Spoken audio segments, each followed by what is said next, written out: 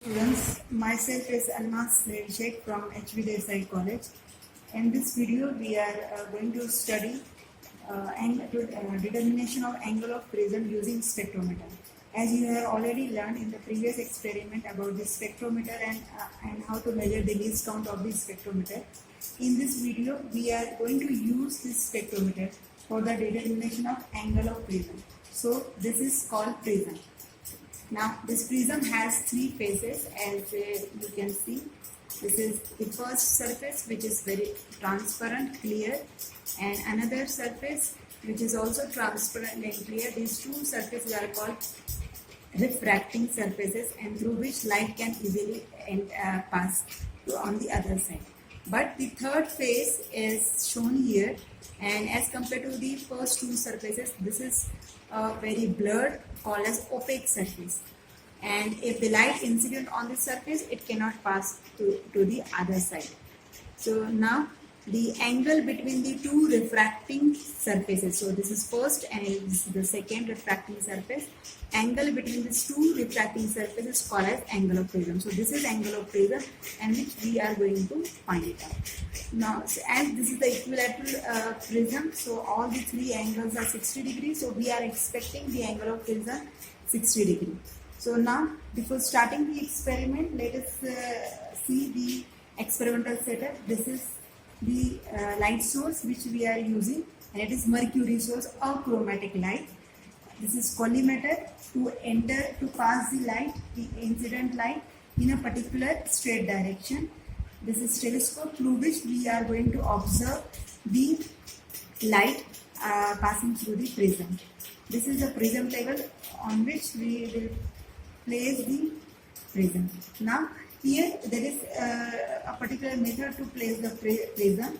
Now we have to first check the opaque surface. The surface which is opaque is placed in such a way that the opaque surface is exactly perpendicular to the axis of collimator.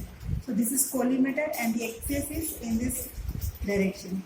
So to this axis, the surface of the opaque surface of the prism is perpendicular, so I should place in this way.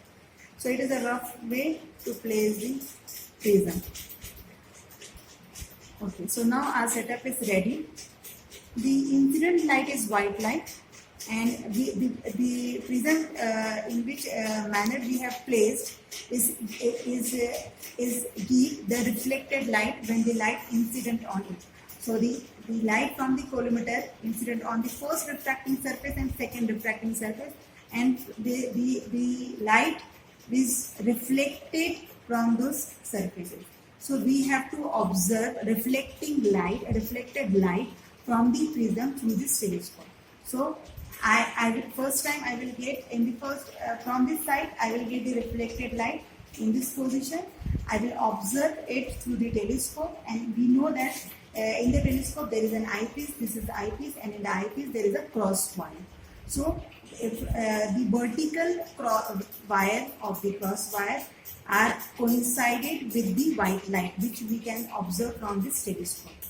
And once you coincide the vertical wire of the cross wire to the light, then you have to record the reading. So see, dear students, these are the two windows. In this experiment, we are going to use both the windows. This window 1, you can say, and another is window 2. So now, I assume that my reading is from window 2, as this is the upper part is the vernier scale and lower part is the main scale. So take the reading of the main scale, vernier scale, and find out the angle for the particular reflected position. Now, in the similar manner, note down the reading from the window 1. Okay, so for one position of the telescope, you will have two readings, one from window 1 and another from window 2.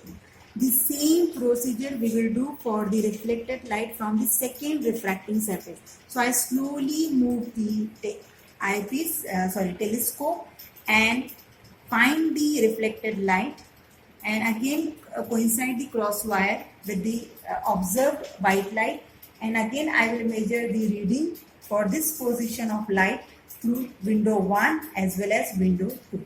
And from these two readings we will find, using the formula we can find the angle of prism. Thank you.